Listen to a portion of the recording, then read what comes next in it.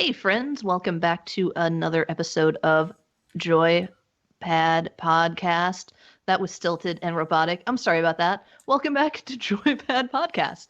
I am one of your hosts, Megan. I am joined today by my fellow co-hosts, Tom, Pinto, and Fleming. This week, the episode might be a little bit out of sync, so we might be playing games that we already finished, or we're still playing. I don't know. Anyway, it's out of sync. We're trying to do something timely because I'm really excited about my topic, and I'm going to stop rambling and go with Tom. Tom, what's up? What are you doing? Woo! Well, first of all, I'm explaining that if you are watching on video, it may be a little bit unfortunate for me because I threw my back out earlier. So if I'm squimbling and jimbling, that is why. What have I been doing? Have been playing a lot of the Final Fantasy VII Remake because we're out of time. Woo! Time warp. I'm just about finished with the game. Super enjoying it. I do not want it to end. I did not like hearing that they haven't made much headway towards the second part of the game, and that they don't really have the guy who did a lot of the initial towns beyond Midgar on board. So I'm not worried because everything was so good, but I'm a little worried because Apprehensive? apprehensive, trepidatious, Ooh, that's a good one. concernicus, like Copernicus. But I'm not gonna sweat it too much. I'm just gonna enjoy my moment that I'm having with the Final Fantasy VII Remake, Chapter 1. Aside from that, it's been pretty light, I would say. There's been a couple games. I've been trying to line up like my next shot of like what I'm gonna do next. And I'm kind of eyeing up Xenoblade Chronicles on the Switch since they remastered that. And I own but have not played the sequel, also on the Switch. But it's been Cloud's World over here. All right, I get to pick the next throw, and because of the cameras I can see, I am going to throw it to Mr. Mike Fleming. Yeah, I actually have not played many games at all this past week. I played a little bit of War Thunder past few days, and that's because I wanted to fly planes, and that's the game I had that had a plane. So I played a little bit of War Thunder, and that was fun because I haven't played it, the plane, the air, combat in a while. So that was fun. But I've actually been doing a lot more watching than playing. So I don't have a PS4, so I can't play the Final Fantasy VII Remake. So I found a YouTuber that gave a nice 4K, 1440p, stream, and I was able to watch that through, no commentary, which is nice. It lets me kind of just, get into my own zone, like I'm playing the game. And I have feelings about having seen the whole game, and I know, Tom, you, for example, have not finished it, so I will reserve those feelings for myself right now.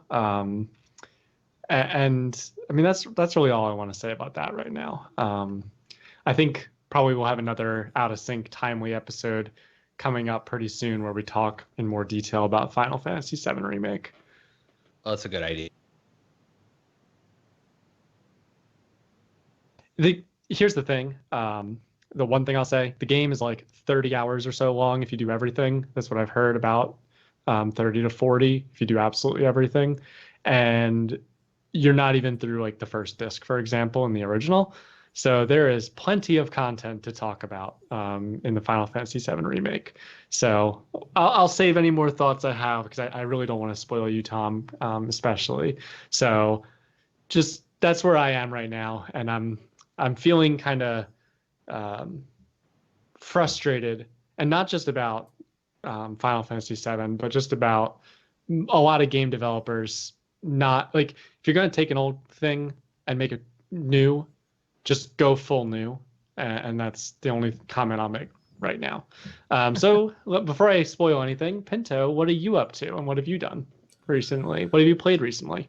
Well, last night I completed the Final Fantasy VII Remake.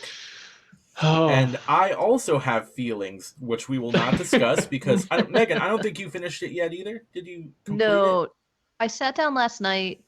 I took the day off from work. I sat down last night with like the full intention of completing it, and I got to a point where I was getting frustrated, and I'm just like, nah, I'm not doing it. So I didn't finish it yet. Was Yeah. it the pull-ups?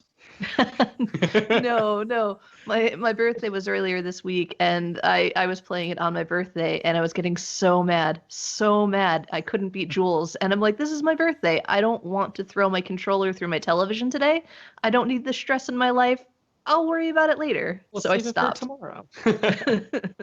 Yeah. I think the last time we actually recorded, we were discussing the pull-up competition, and I Yeah. was like, "Oh, it's so easy. It's just that one." And then Pinto said, "Like, yeah, there's two other people to face." So I began my last play session facing those two people, and also wanting to throw my controller through the television.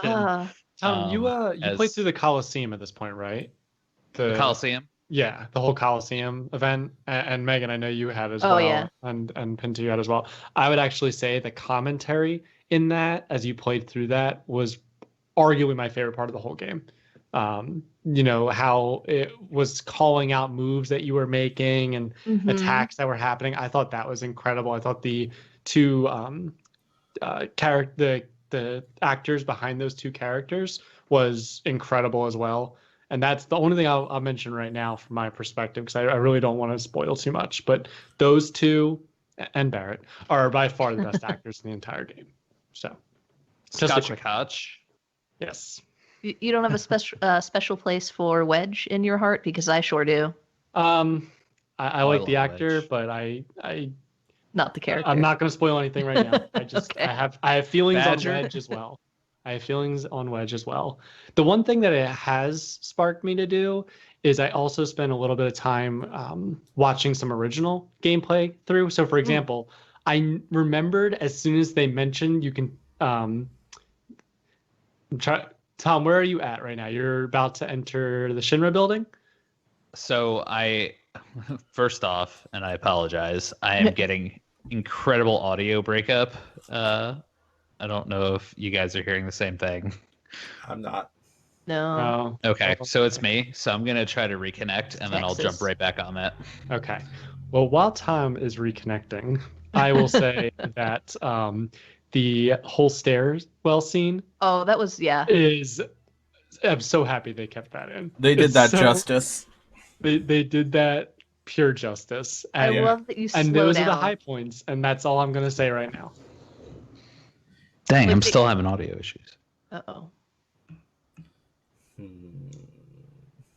Well, the ending of the game, and I'm not going to really get into it, but the expanded Shinra building was pretty cool. Like, they took out a lot of the puzzles from the original, but They did. they replaced it with content that was still, like, engaging and good.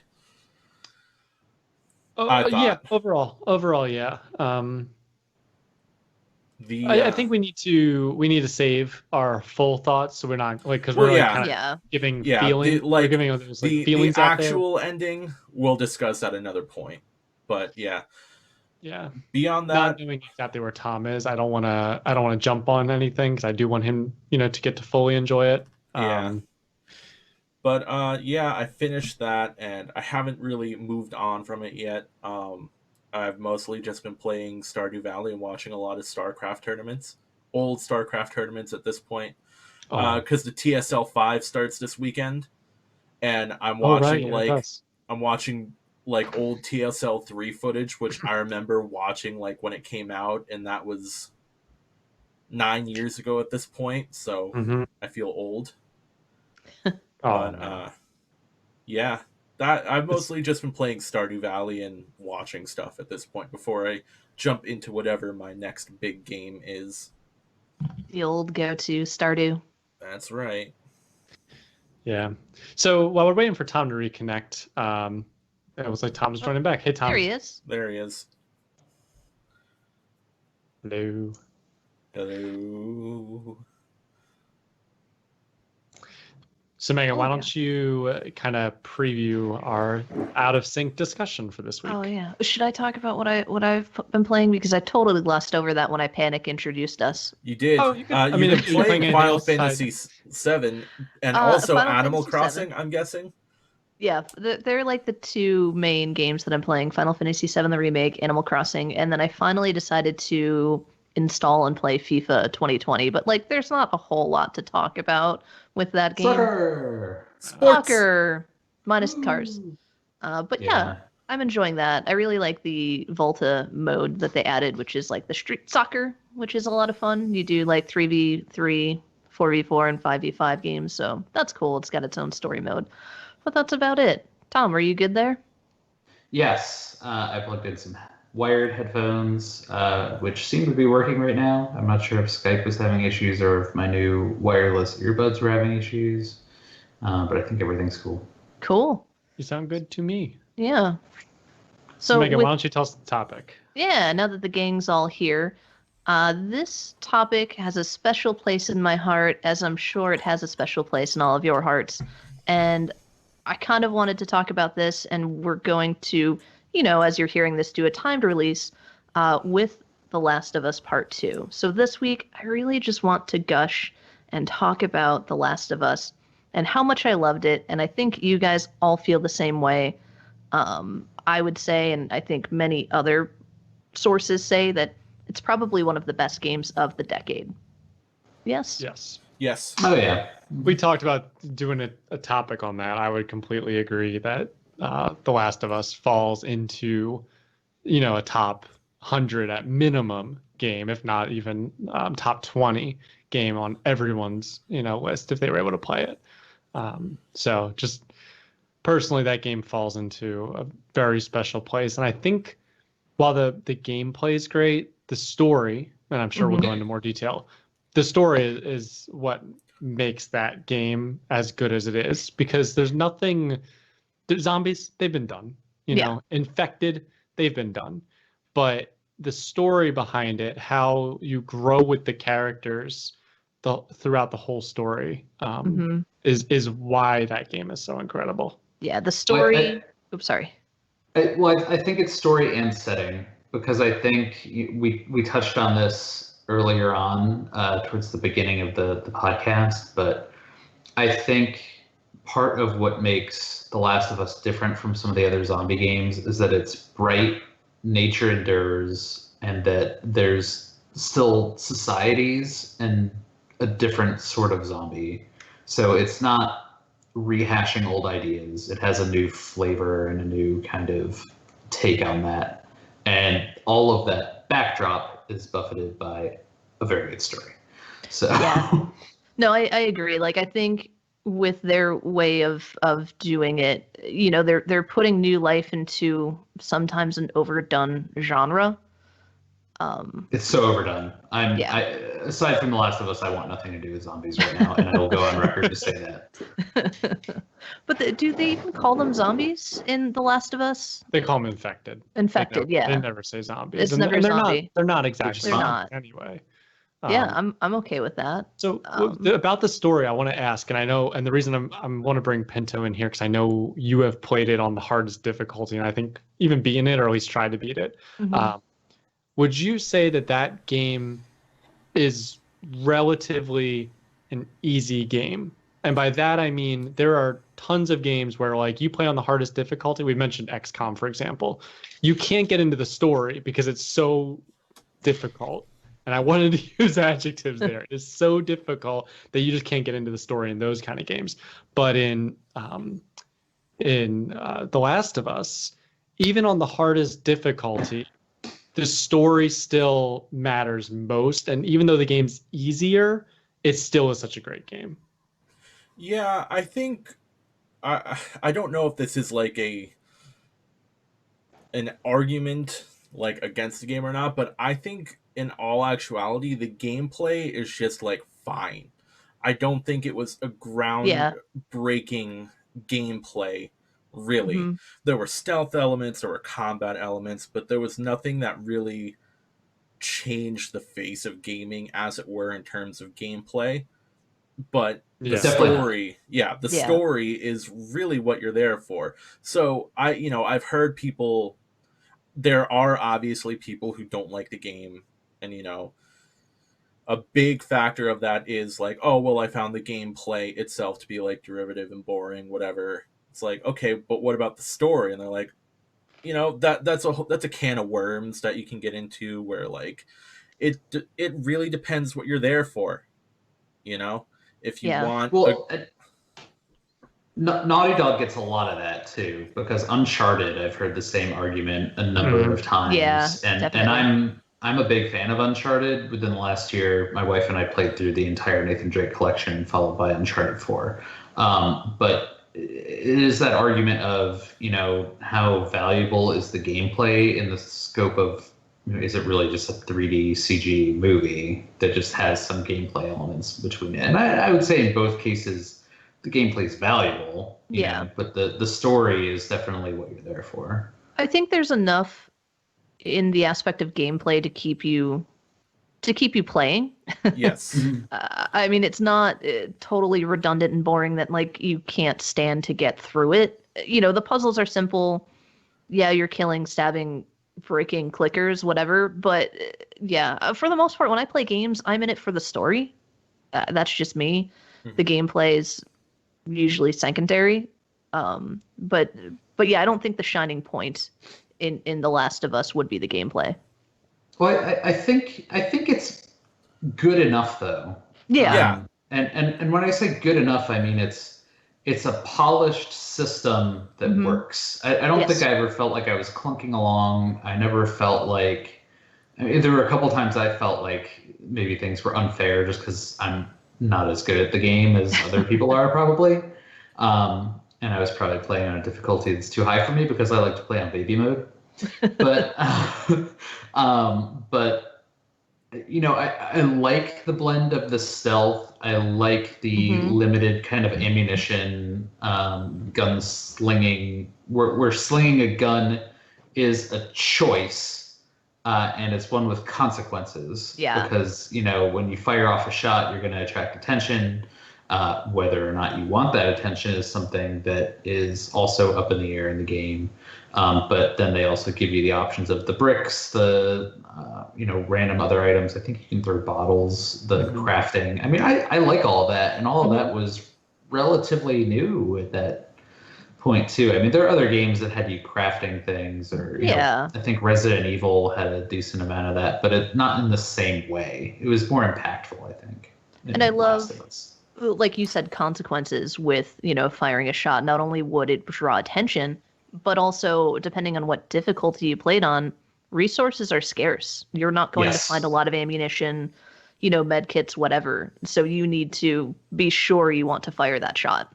That's why when Megan and I played that game hot seat style, it was such a big deal, because Megan would conserve everything and I'd run in gung-ho, guns blazing. Yep. And you monster. Yeah. Well, if that game does not have scarcity in it, then it doesn't play well. Then it's No. Resident Evil 4. Like, Yeah. So I would take as an example game like Amnesia. If you guys played through Amnesia, The Dark Descent, that game is similar. If you run out of resources, or if you overspend resources, you are probably not going to win. There's, you're just going to hit a point where you don't have enough left to kind of go on, and you have to either backtrack to find something, or you need to potentially load a save from previous. It's not so bad where you can't kind of overcome that, but it starts to get really tight really fast. I remember I was down to only like 2 bullets and a weapon, and I'm like, and I got to kill a bunch of these guys. How am I going to do this? Yeah. And I think it does the setting justice as well. Like, you're in a post-apocalyptic world where there's barely anything left.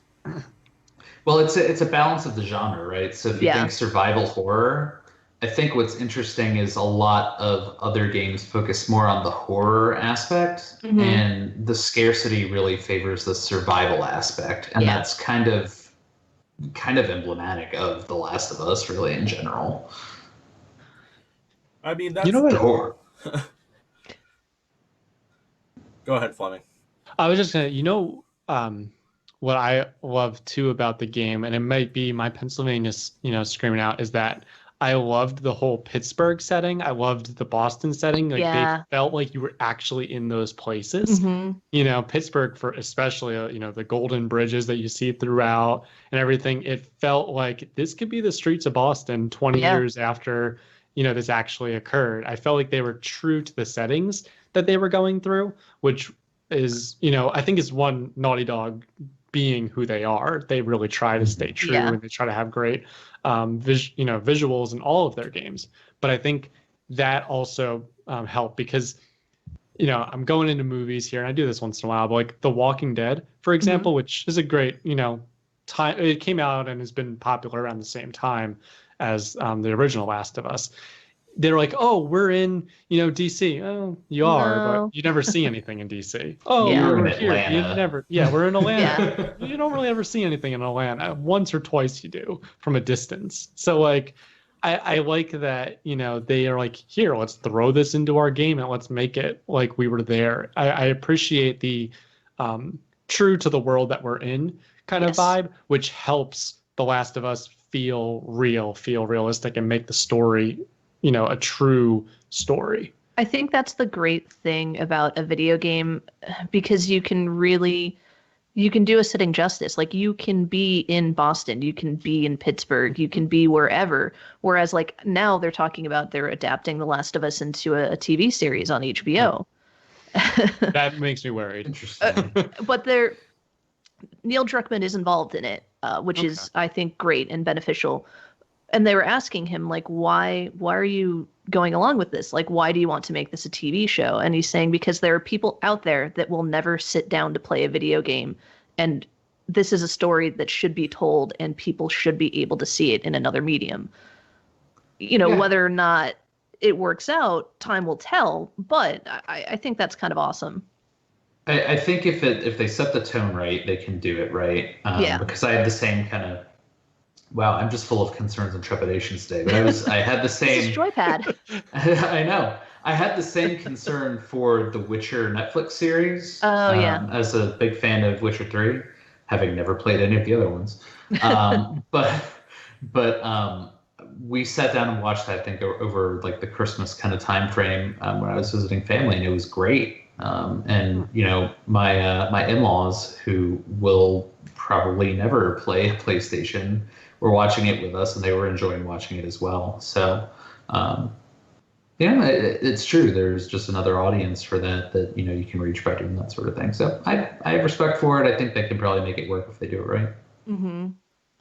And not to stray too far from the original topic, but I think it's fair to be concerned about cinematic adaptations of anything video games due to the extremely poor track record of most of those things. Oh, come on. You didn't enjoy Super Mario Brothers? Again, to me, that's a so bad it's good movie, but to most, that's just a so bad it's terrible movie. I love that movie. But like Mortal Kombat? the original Mortal Kombat was good. Yeah, it was. It was and good. I remember. Annihilation was garbage from a toilet. Yeah. But I am looking forward to the new adaptation of Mortal Kombat that they're working on. I was not aware of this, and now I have to see it. And I want to see as many palette swapped ninjas as humanly possible. I mean, I was not a huge fan of Jean-Claude Van Damme as Guile either, but maybe that's just a personal preference. Street Fighter was a special bad. place in my heart. Street Fighter was bad. But I was gonna say that like we talked about how The Last of Us tends to focus more on this survival aspect of survival horror, which I find to be completely true. But I think that's another sort of gamer preference thing where, how hard do you want it to be? Because what they do for a lot of the difficulty in that aspect is not only are enemies tougher, but resources are more scarce the higher the difficulty. Right. Mm-hmm. Because when you play a game like, I've been playing the Resident Evil remakes, RE2 and RE3 remake. What they do there, again, is mostly resource management, where when you play on the higher difficulties, you're finding far less resources, far less ammo, far less healing items. So, like, I don't. I guess at the time that was more of a groundbreaking aspect as it is compared to now, because more games are kind of doing that sort of thing. Yeah, you know what? I think in shooters or survival games like that in particular, it was not particularly common to have, ammunition scarcity. I think has been around for a while, right? Like, there's even ammunition scarcity in some of the Resident Evil games, and Yeah. I don't know if difficulty scaling is factored into it for a long time. I'm not a huge Resident Evil player or anything, but I mean, I remember that being a case. Even Dino Crisis was like, "Where's my bullets?" But they've strides in gaming have made it possible to incorporate more of the survival. I think just because there's more memory for items and attributes and tracking and management. Because what clicks in my mind is playing Fallout New Vegas. And that was, I think, the first Fallout game to incorporate a system where you had to kind of keep track, like, if you wanted to. If you wanted to play on the hardest difficulty, then you had to keep track of your players' needs. So you had to sleep, you had to eat, and you had to drink. And I think those were the only things that were added in addition to health rads, all that kind of stuff. No but it peas or added a new poops? complexity to it. Well, no peas or poops. I'm okay with that. I don't really need to be playing Bathroom Simulator 2020. I hope that game Death Stranding? exists. Someone, if not, someone's gonna make it. So let me ask you guys. We're planning to release this approximately around release. The day before. Yeah. The day before. Okay, so right about then. What are tomorrow. Or the day before. What are your hopes with the game? What are your, and I would also say, what are your fears with the game that they may decide to do that would not make sense to you? And Megan, since you were the original topic, damn it. Maybe Pinto. Oh, no, man. go ahead, Pinto. Sorry, I didn't know you were going to speak up. I think some of the things Megan and I are both worried about is the original game really played on emotion and tugged at your heartstrings and all that. And what Neil Druckmann has stated, the head writer of the game, is that The Last of Us 1 is about love, but The Last of Us 2 is going to be about hate. And from everything I've seen, from articles I've read, from the trailers, this game is going to go into some very gray areas, morally speaking. And it's going to make you feel very, very bad about some of the things that you might have to do. I actually want to quickly just speak up, just so our viewers know, because we didn't mention it. None of us have looked at any of the spoilers that came out in May. Not intentionally. Not intentionally. And also, we're not intending to look at any spoilers up until the game release, as best as we can. People get spoiled. Hopefully none of our viewers leave comments and spoil people. Yeah, don't be a jerk. Don't do it. But yeah, I heard that too, that the game's going to be about hate. And, Joel was a kind of a gray character too, though, I would argue. Yes, I agree. But Ellie, not so much. And that's where I think it's going to go. She's going, I'm not going to say, a lot of people were speculating that Joel dies or, Joel's dead in the game from some of the trailers. People thought that kind of thing. Yeah, from the beginning. Yeah, or he's he's a ghost throughout the game, but you find out at some point that he's actually dead, and she's kind of gone psychotic about it or whatever. The Last of Us 2 by M. Night Shyamalan. Yeah, exactly. I heard that joke as well. I don't think that's going to be the case. I think he will be alive, at least for part of it, if not the whole thing. But I do expect that you're going to see Ellie, one, be the lead character. I think we all kind of know that's going to happen. But two, also, she's going to be the one that you see go into that gray area. And I expect her to kind of do things on her own, not necessarily Joel pushing her in that direction. She's going to make those decisions. She's going to basically become the adult in the room and kind of make those decisions for both of their survival. that's a good thing to me. Oh, it's absolutely. I'm not saying it's a bad 'cause- thing. I'm just saying it's a great No, thing. It's no. just that's where I expect it to go. Yeah, and I'm not saying that. I'm not putting words in your mouth or anything. But I like the idea. I like having Ellie as the main character. I like putting Ellie in difficult situations with agency. I'm not too worried about that because I think Ellie has kind of proven that she can take care of herself. Definitely. What I am worried about is that she's going to be in a lot of situations where there are going to be people that do try to manipulate her. Just kind of based on the ending of the last game, whichever way it went in your playthrough. But I think that a lot of gray area is going to come there at the beginning, and I think it's just going to keep building that way because Ellie is such a pivotal kind of figure in that sense. That I think there's going to be a lot of questions of self-sacrifice, of sacrifice of others, and what's the limit. I think so. I think there's going to be a lot of like utilitarianism versus kind of individualism kind of stuff, which is cool. I like that. Do you think that her being infected is going to take a backseat in this game? So like, while it might come up and it might be somewhat important, that was like the whole reason for the first game, Yeah.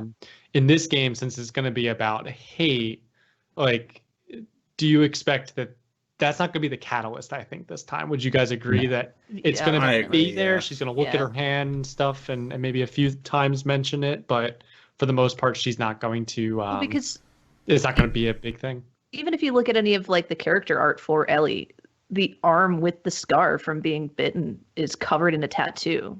So it's not out in the open, it's covered, it's hidden. So I don't know. I think it's just more on some inciting incident that sets her off for the rest of the story. I don't think it has anything to do with her infection, maybe more survival now in this new world, because I think they said it takes place 25 years after the initial outbreak. I didn't even. So then she would be like 17-ish, 18, I somewhere think in she's there? like 18, 19. Okay. So like, just becoming an adult.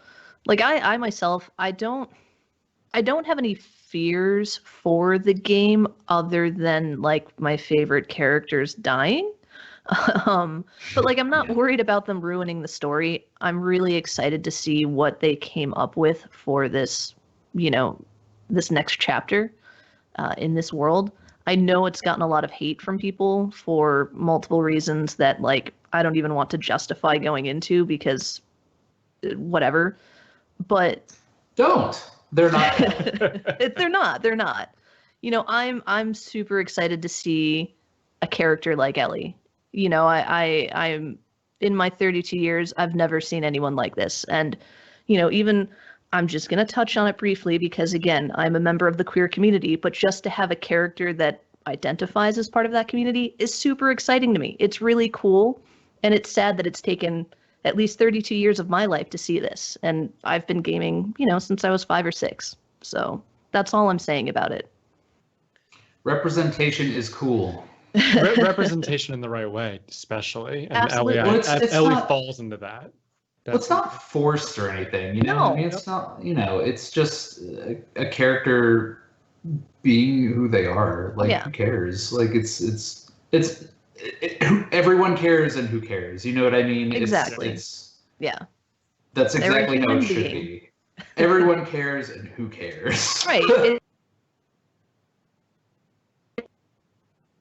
And I don't even know that it's not the main focus. It's just a part of the character, But I'm super excited to see what they do with the next one. I've read a lot of, articles about it. I've been watching what Naughty Dog and Sony put out regarding the new game, and I'm just super excited to see it. It just looks like they've put a lot of love into it.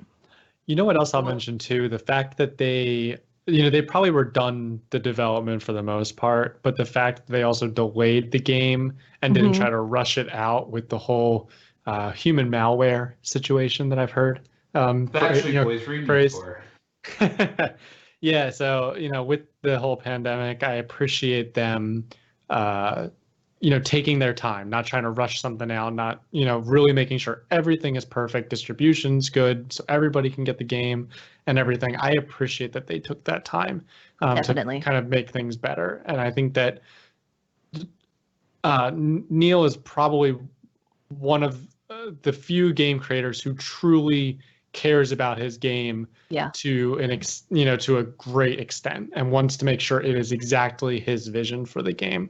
You look at other large games that have come out. We mentioned Final Fantasy VII Remake. I don't know if anyone truly wants to, truly cares about it the way that Neil seems to care about it for The Last of Us. So I think it's in good hands, is what I guess I'm trying to say. And I think that even if I don't like how it ultimately turns out, I know that it was done to the vision of the creator of the game. It's a really interesting point you brought up with the Final Fantasy comparison, and I'm not going to linger on it too long, but I think there's a lot of care in that game, because at least I felt it playing that game as long as I have. In The Last of Us, you mean, or 7?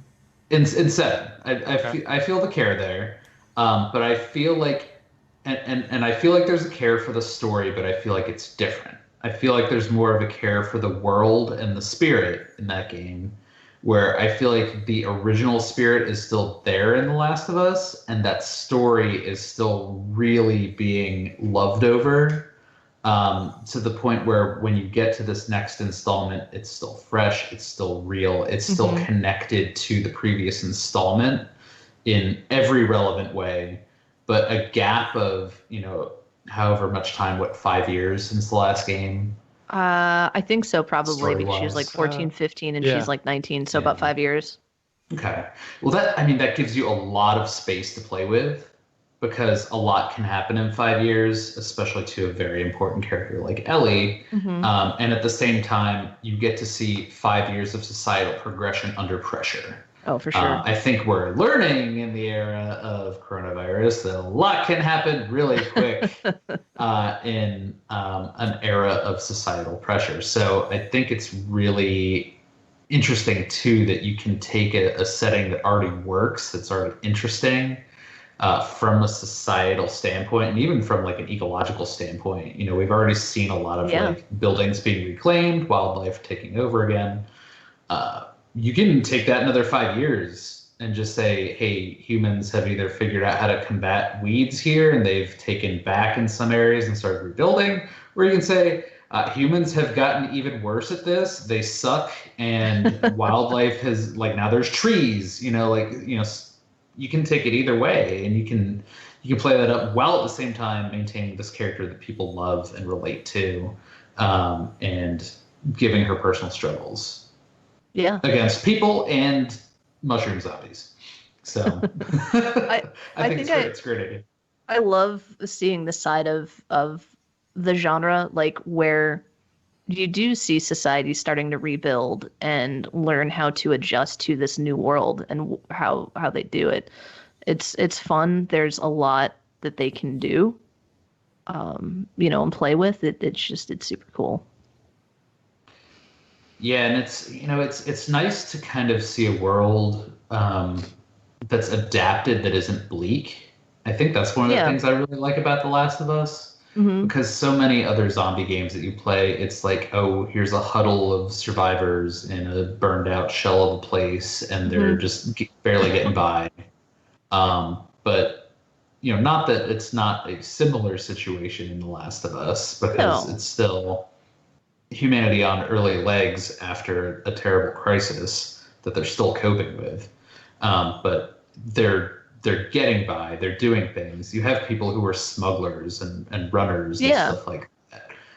It's not just, we're this team of people, we're gonna go. It's not The Walking Dead, where you've got different colonies, competing.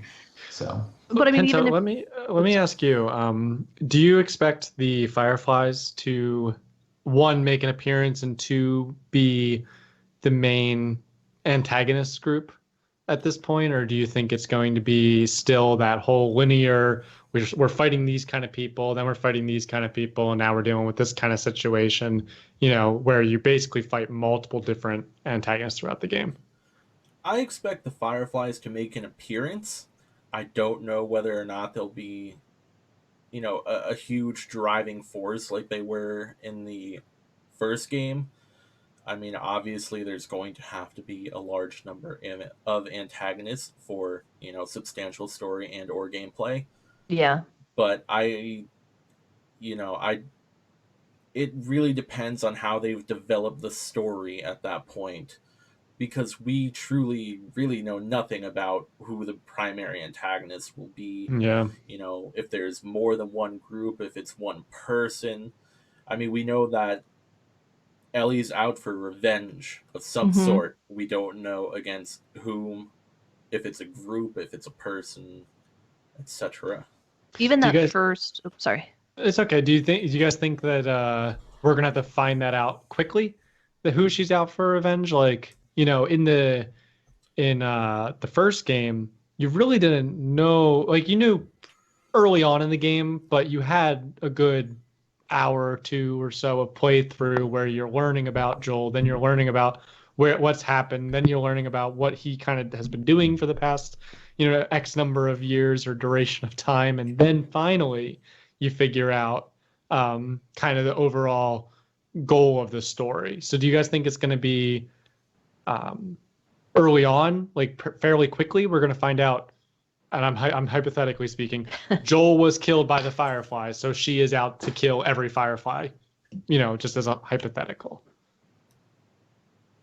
I kind of hope not.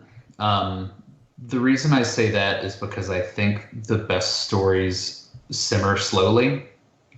So I think the best way to have this sort of story is, you're going to have to do a little bit of recap.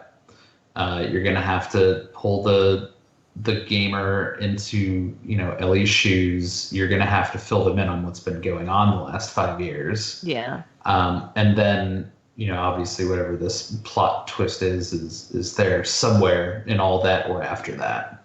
Oh, So yeah. I personally prefer the slower build of it, because then you get more into the character, and then it can develop more, in my opinion, organically around that.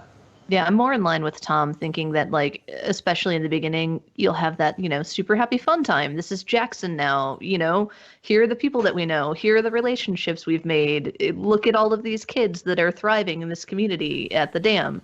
And I don't know, I'm almost like wondering if it's all going to be ripped away. But I think This they're is going where to. everything goes wrong.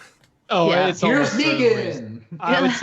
I would say things have to go wrong there. Yeah. I would say at minimum, multiple or at least critical characters need to die there to make Ellie leave. And I would probably say that it needs to be even worse than that. And I would say almost everybody there needs to be killed, captured, or in some way incapacitated for, that drive to leave that kind of place that she's in. I kind of wonder about that, though, because, like, you need the time to be able to get to know those characters for it to become impactful for you. Yeah.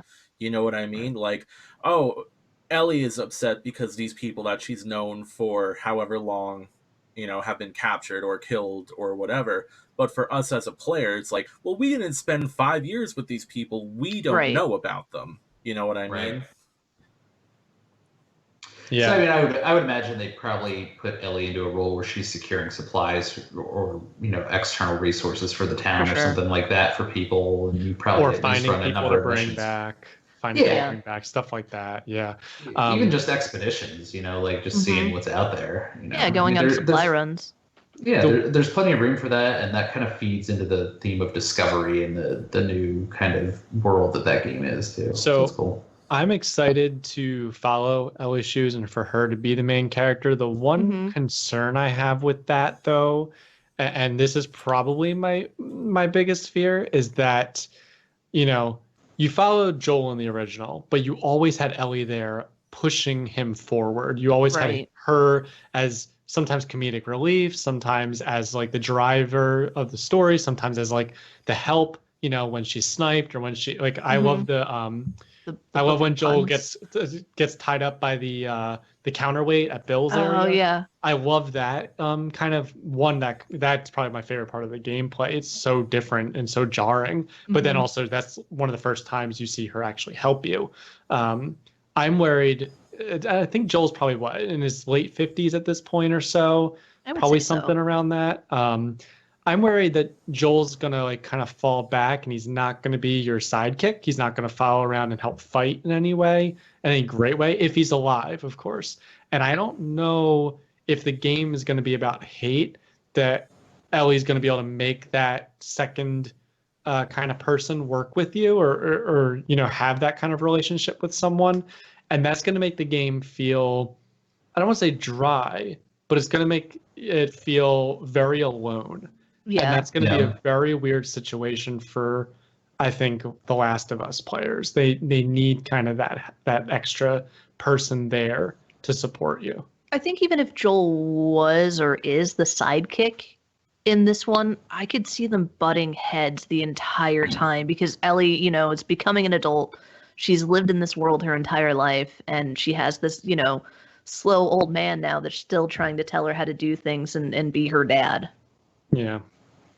Well, I think you hit on this, but I was thinking about it earlier, Fleming, where the original game has a lot of contrast between young and old, but not in the sense of like, 19-year-old and the 50-year-old. It's of actual adolescence and adulthood, which is a much different contrast, where you see a lot of youthful energy. And just open-mindedness, curiosity, and almost like acceptance of a world that someone like Joel really can't accept. Yeah. But now that you have an Ellie that's older and wiser, how much more has she really taken on of the cynicism and being stuck in her ways kind of stuff that you would see. But she's not old enough to take on a new person as someone she's mentoring. She's not at that age, so that's what I mean. It's like, is she going to be able to get a sidekick?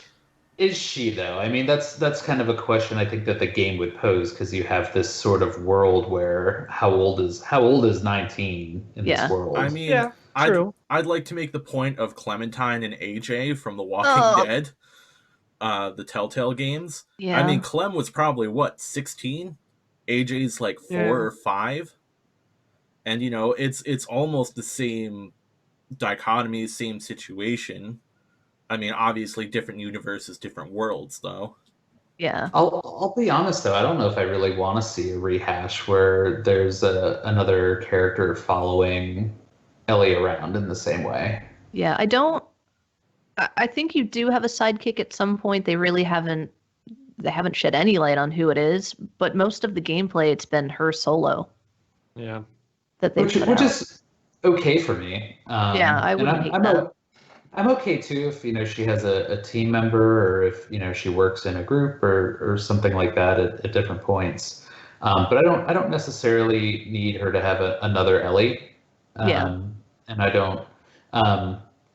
I could definitely see there being points where I would like to have a Joel tag along. Just because you want to get that again. I mean, if he's going to be around, if he's not just dead the whole time, if he's not Bruce Willis in The Sixth Sense, sorry, spoilers, Sixth Sense. But you really you want to at least see them butt heads for a little bit. Yeah, and see how that dynamic has changed. I don't even know that it would make sense for her to have her own Ellie, especially because it seems like it's almost like, to be dramatic, a suicide mission for her. Like she's going out there. So you're thinking that Ellie could potentially die at the end of the game? I don't know. I don't want that by any means. I'm hoping that doesn't happen. That would break my heart. Didn't Joel kind of think he was on a suicide mission in the first Last of Us though? Yeah. I mean, he really tried to just kind of push Ellie away to begin with, and you could probably see some of. Yeah, I mean, you could kind of see some of Joel in Ellie if you were to do some of that, but I also don't know if that's the right choice. I don't know if you ever thought he was on a suicide mission over it. I'm trying to feel it out in my brain. I don't think he ever thought, I'm going to die if I do this. I thought he was reluctant, and I think he didn't know what he was getting himself into. As it went on, it got harder and harder and harder, until finally the breaking point, which ultimately we know did not turn out the way they wanted. But I don't know. I wouldn't say that he knew that he would or thought that he would die getting her there. Maybe not suicide mission, but I think he was a character that had a death wish. Yeah. Just because of his entire family being dead, losing his daughter as he did, and just, kind of any point where he could make a sacrifice of himself, he was totally just like, cool, throw me to the wolves. Like That's true, yeah. Yeah. So I'm not sure if maybe, I could definitely see and understand if Ellie adopted some of that attitude, but I could also completely understand if she's entirely different. And I would like to see how the differences play out. I really don't want to see her as another Joel. No. And I don't think we will. But I guess if there's a point of interest for me, it's really in seeing how they switch those characters up and what the difference is of looking at the world through her eyes. Yeah. Yeah. And I also think you might have, even if she doesn't have a partner throughout the entire game, there were those moments in The Last of Us, the first game where, Ellie was there, but then you also had Bill at certain points. You had Tommy. There was Sam and Henry. So I imagine there will be points in the game. It probably won't be throughout the entire game, I don't think, from what we've seen, that she'll have a sidekick, but there will be people who assist or help along the way. You know what I would love in that regard? I'd love for her to get for her to be really down, her to be getting pretty dark, but not all the way to the deepest point. But I'd love to see her getting there, and then her get a sidekick like a dog or something that, and that bring her back a little bit, and then I hate to say it, but the dog is killed in some way. You're Either a monster. Her, you are a monster. What's wrong with but you? listen to me. What? Listen to me. That would put You're her... kicked off the podcast. Fired, blocked, reported. Because I think that put her in such a negative space at that point and put her down to the pure hatred level. She's lost everything. So maybe in this hypothetical sense, Joel has been killed. Maybe I was going to ask you guys, maybe Tommy has been killed. Maybe, other people that you meet that she has a relationship with in some capacity are killed. She meets some kind of dog or something to bring her back slightly and is killed. It's just basically everything leads to this pure hatred. If this game really is the darkest timeline, I won't enjoy it. I won't. I'm sorry. Well, what you're telling me is we have John Wick, The Last of Us. I don't know. I mean, Druckmann posted a photo of a good boy in a capture suit when they were making the game. So I did not know that even. I just am making stuff. The reason I mentioned it actually is because I have seen playthrough with animals, but not on their team. Right. I've seen them as the whole idea of I saw a 10-minute video where you have this new playthrough in the gameplay of scent. The dogs can track your scent. They can track your scent. We didn't even talk about gameplay. We talked entirely about story. I know. And that stuff looks pretty cool that they're expanding on the gameplay as a whole too. So it would be really cool if you got a dog who helped you in some way, even if it doesn't die. Yeah. Just in some way you get a partner, but it's not a human partner. It makes a different dynamic, and it makes a dynamic that I think Ellie could work better with too. Yeah. Well, I thought I remembered reading something about there being a system where fighting dogs or killing the dogs, people would remember if you had done that. Yeah, so from what I've read, first and foremost, you do not have to kill the dogs. It will make your life harder, but you don't have to. You can get through it without doing so. However, the dogs, when they travel with their groups of people, I think if they find the dogs dead, it's a pretty horrible, heart-wrenching experience. And every character has a name, so if someone finds a partner dead, they scream out their name and cry, and it's awful. I think they're going to make the experience of killing anything in this game horrible. Yeah, I will deaden my I've soul to I've this seen a little bit of experience. gameplay, like a demo gameplay, trailer gameplay, where like you kill someone and then you're sneaking away, and then you hear the woman go, "Oh God, they killed Ben," or "Oh God, they Poor killed Larry. Jeremy." Yeah, Yeah. poor Larry. So I love that every NPC has a name. I think that's really cool. Every character has a heartbeat as well, apparently. Yeah. So that's all really, really cool that they've added that stuff in. So yeah, anyway, back to my thinking Oh, on the yes. questions. Do you guys think that there's going to be like what characters, a lot of them died in the first one, but what characters who survived do you expect to be obviously in the game again and potentially live on throughout, or even if they die pretty early? Obviously, we're going to see Joel and Ellie, but I expect to see Tommy, and I Tommy, forget his yeah. wife's name, but she may be a pretty big. Maria? That sounds right. Be a big part of the game. I don't know Yeah. how many other characters I mean, even who else? survived in the Yeah. first one. Yeah, Like- I don't. I'll be honest. I don't remember all that many of them outside of the I the don't- main few. Because you pretty I'm a much bad like person. annihilated everyone in the building with the fireflies Yeah, toward the end. I can't think of any of it. It's just probably just those four that you're going to recognize. Yeah. I mean, Which is going to be my difficult, right? My, Because you're going to my have pet to. rock that I used to bash heads in the first game is his name is Rocky Balboa. So they're going to have to build relation. Like you're not going to have much connection beyond. I would argue beyond Ellie in the first game, and maybe Joel, Yeah. depending on how much she's involved in it at the start. Those are like really the only kind of relation you have to the first game, which is going to be interesting. Huge plot twist. Tess is still alive. She's the big Oh. bad. Oh no. Well, you do see Poor her Tess. bleeding body all over the floor in the I know, and I mean, to be fair, the entire time she was around in the first game, I'm like, is this where she's gonna die? Is this where she's gonna die? Oh, this is where she's gonna die, right? It's like Tyrell in Resident Evil 3. Sorry, spoilers there, but the entire time I'm like, hey Tyrell, you're gonna die soon. Oh wow, you're still alive, Tyrell? Wow, I can't believe you made it this far into the game, Tyrell. Spoilers, he dies. For such a short-lived character as Tess, like that really hit hard. Yes. Even though you knew you could predict that, yeah, she's not going to make it. She's a It's good still- character. I personally did not really care for her. She was just a driver to the complete, like to the start of what I consider the story.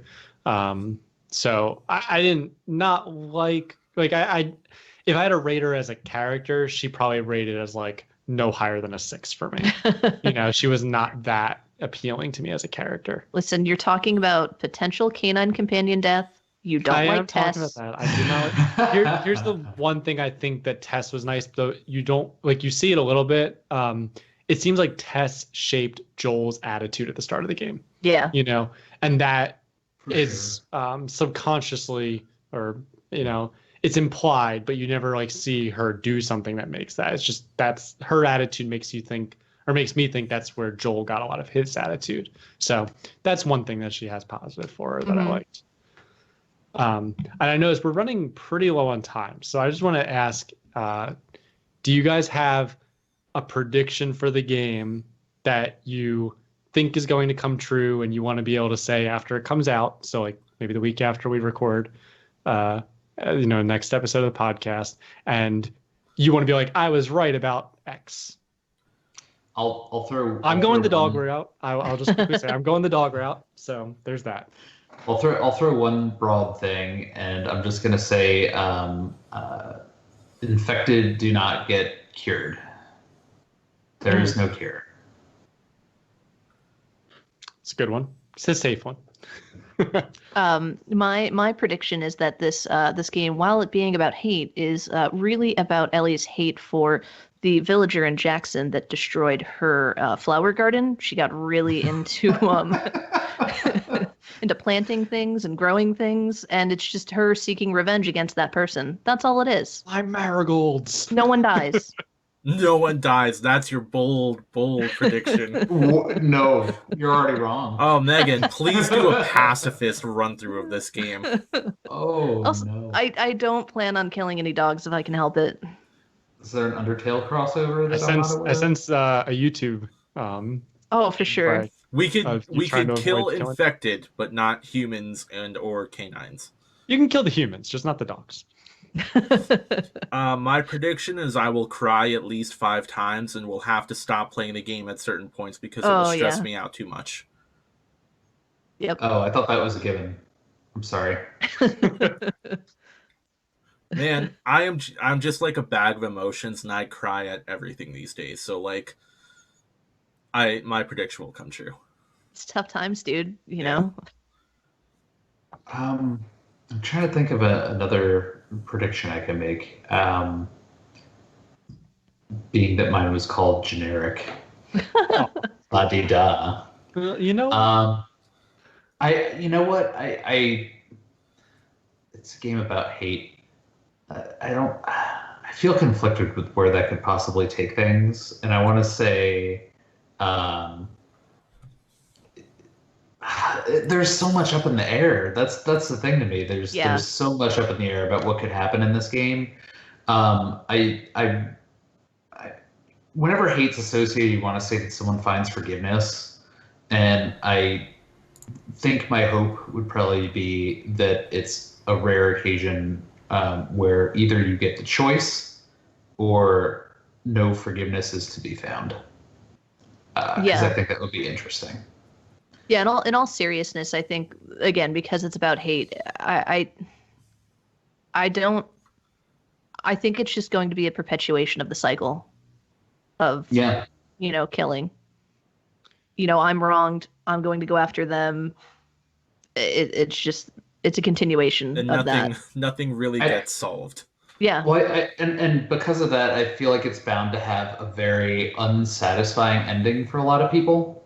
Where it's probably going to end on, some sort of sour note of, like you said, the wheel just keeps on turning, or, people that we love end up dead and there's no satisfying resolution because they just keep dying, even though Ellie's out for vengeance or something like that. Right. And I think there's going to be a lot of people that are going, but where's my happy ending? Or, but where's my bloody ending? If that's the case, then, Tom, I fully expect it's going to set the gamers that play up for a part 3, if that's the case. So like part 1 ended happy in the sense that Joel learned to care about another person again, and he found a special relationship with Ellie, but it still ended on the, are people out to still find her? Where are they going to go after this? Yeah. What's their life going to be like now that, their objective has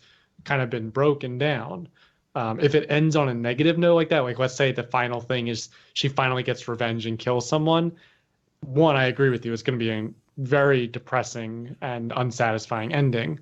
But I think 2, it needs to set it up for a final conclusion of like a trilogy. For sure. Everyone loves a trilogy. Everyone does love a trilogy. Audiences love a trilogy. I honestly think whether Ellie lives or dies, there will be a Last of Us 3. I don't know. Even if it lands on a sour note, I'm a monster, I would be okay with that. Because that's the world. Okay, the dog is not as bad as that. I'm just kidding. The dog. No, because I agree with Megan more than I agree with killing the dog. I'm just trying to get myself out of the hole, man. Too late. You fell into the bottomless hole, my friend. DOA. I'm talking about a very dark game, man. You gotta go. Yeah. Not the doggos. Yeah, not the doggos. I hope not, but we'll see. Do we know if Gustavo Santaolalla is doing the soundtrack? Yes. Okay. Another prediction. Soundtrack will be amazing. Oh, yeah, it's going to be killer. We can talk about the sound and how good the sound was. We can have multiple episodes on this and never be satisfied. Well, you know what? That would be a great topic for when the game actually comes out. To talk about sound. And we could probably refer back to The Last of Us. The chatter where we're like, these were my worries, these were my hopes, and then we'll just be like, guys, it was great. Well, we could be like, guys, we were so dumb. We were so wrong about everything. I'm just gonna say, if there is if it ends up happening and a dog is killed as one of Ellie's friends or companions, I will have to post on our Facebook page, which you can plug in a moment, saying that Fleming was right. Just Putting it out there. It needs to be said. All of you will need to apologize and say I'm not a horrible person. Neil's the horrible Never. person. I will die on this hill. But if it doesn't happen, we're going to take a picture of you holding a sign that says, I'm a horrible person. Okay. And that gets posted on all the social media channels. Do we just have like a Okay. hall of shameful takes that we're just gonna start like posting our pictures to? Advocate for canine death Okay, for y'all emotional apologize, impact. guys. Michael Vick and Oh man. I don't want it to happen, but I'm afraid it might. Anyway. Thanks Oh, for that possibility. sorry. We'll we're see. all aware. See. He's just saying Not we're too all far. I now. know. Too He's far saying till what the we're all game. thinking. Tomorrow when everyone's listening. Yeah, this is weird recording it about a month in advance. Wow. Take that, future us. I bet none of you have invented a cure for the coronavirus yet, you sheepless, homebound people. On that note, I think it's probably time for us to start to before wrap we up our insult episode. viewers anymore. That's The Last of Us 3. The Last of Us 3 is just the coronavirus. They just... all of the infected have the coronavirus, too. Man. Well. I keep saying. Take that. See, I ended it on the sour note that I think The Last of Us 2 is going to end on, and that we're going to just carry out. Thank you for that final note, Tom. That's appreciated. I'll try to forget it. And thanks for listening, guys. We hope you enjoyed this episode as much as we enjoyed recording it. You can follow us on our social channels at JoyPad Pod on Facebook, Twitter, Instagram. Do we have anything else? Oh man, YouTube? we have a Twitter? YouTube. Oh, Instagram? the We do have a YouTube, Twitter. the Oh. YouTube is just JoyPad. There's no pod at the end of the YouTube. All right. But follow us, like, comment, criticize, whatever. Share your comments, share your feelings. What are your predictions for the game? What do you hope happens? What do you hope doesn't happen? Yeah, all that good stuff. Do you guys have anything else you want to add? No spoilers, Our please. slogan. No spoilers. No spoilers. Our- Yeah, our no slogan, spoilers. of course. And Tom, if you want to say it, because you're always Yeah. great with it. I love dogs. Sorry. That could No, the other also slogan. be our That's the slogan, BS though. Stay joyful, everyone. Bye. Bye. Bye bye.